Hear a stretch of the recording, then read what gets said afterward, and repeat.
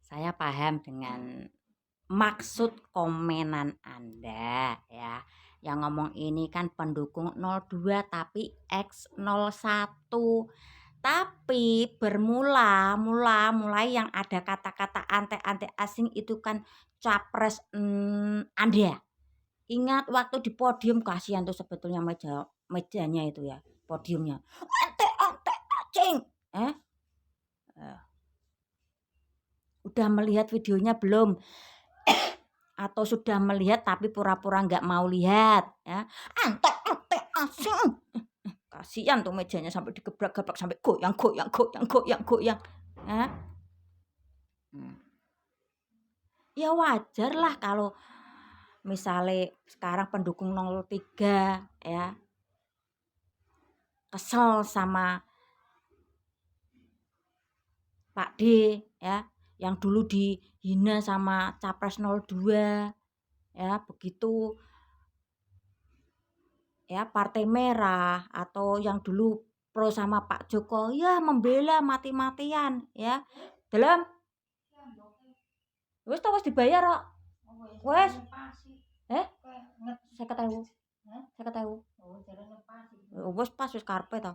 Nah, itu ndit kanthi mau. Nah, mati-matian Partai Merah pun ya. Saya sih mengikuti Pak D baru sebentar karena baru punya HP ya dan paham dengan medsos. Nah, itu yang mulai awal kata-kata anda asing itu muncul dari kubu Anda 02, itu capres Anda yang mengatakan seperti itu. Ya. Betapa mati-matiannya Partai Merah sama Pak Joko yang dulu ya membentengi, memagari supaya Pak D ini tidak dihajar habis-habisan sama capres Anda. Nah, kalau saya melihat profil Anda penggila belat drakor. Ya, saya sering bilang ya, pendukung 02 dari 100% itu 70% pencinta drakor. Ya, yang apa?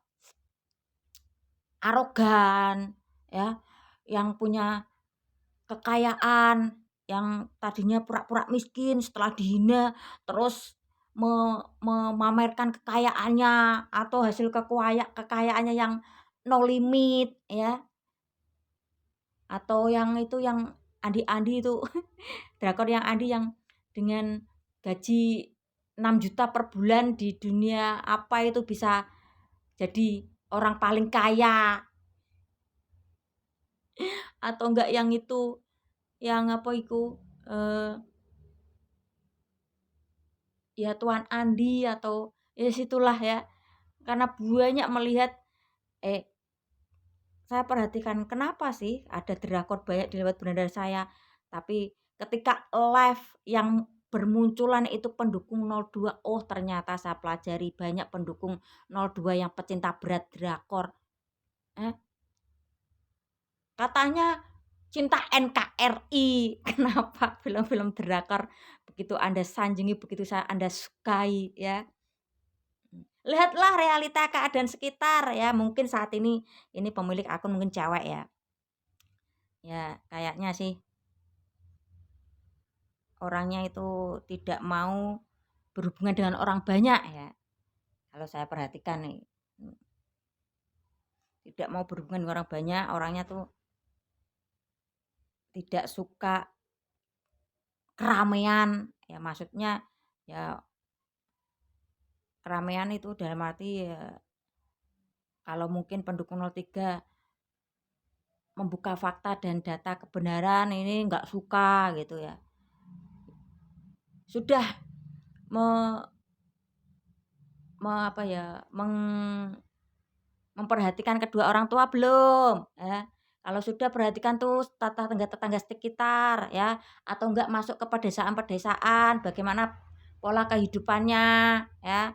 Kalau Anda tinggal di perkotaan ya enggak mau tahu, tipe orang kota itu kebanyakan ya I don't care dengan kanan dan kiri ya. Apalagi yang di apartemen hidupnya itu ya. pintu gue satu ya cuman buat gue. Ya itu ya. Kurangi deh nonton film-film drakor ya yang pemerannya itu pasti cuantik-cuantik ya dan bersih-bersih, ganteng-ganteng ya. Wajar lah itu aktor dan aktris. Mungkin kemungkinan orang-orang biasa di Korea juga sama seperti kita-kita lah ya. Ada yang juis, ada yang meringis. Bukannya body shaming, ini membuka mata kalian, jangan terlalu tergila-gila sama drakor ya.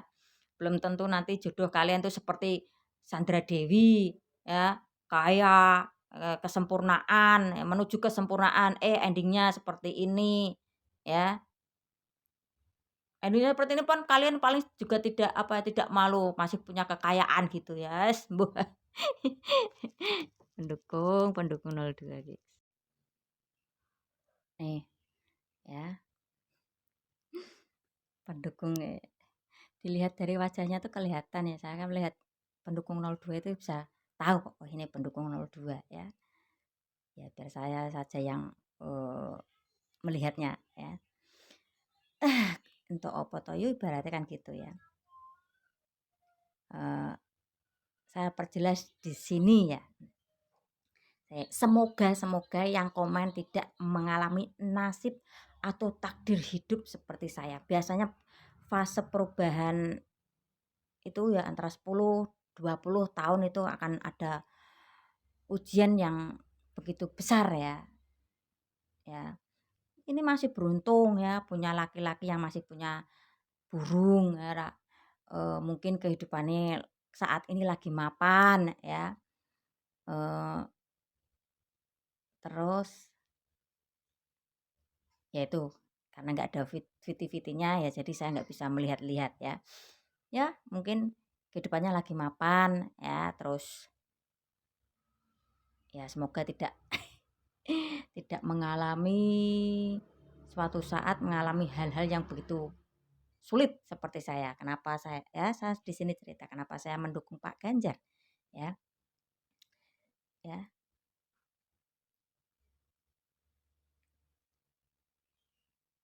Perankan saja deh. Nggak usah realita yang nyata, perankan saja Anda itu sebagai saya ya, perankan saja ya. 2009-10 ya, ketika era Pak SBY saya dirawat di RSJ ya. Dirawat di RSJ ya. Sebelum dirawat di RSJ kan suami almarhum meninggal.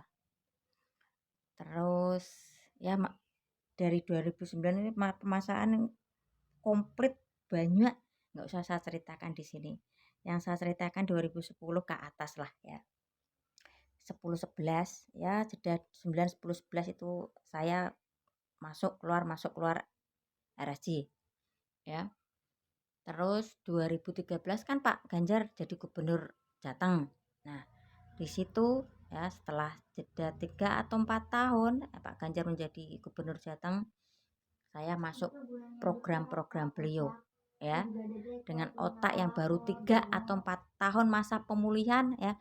Beda cerita kalau orang yang punya duit ya istirahat atau rehab itu ya dengan ya makan tidur healing beda cerita dengan saya. Masa pemulihan otak baru 3 atau 4 tahun ya, harus memperjuangkan 2 anak tanpa bapak, memperjuangkan seorang ibu tanpa bapak saya juga ya. Di situ saya buka PS baru 3-4 tahun dicecer sama oknum polisi, dimarah-marahi, dimaki-maki katanya kalau PS itu bikin anak jadi pencuri ya.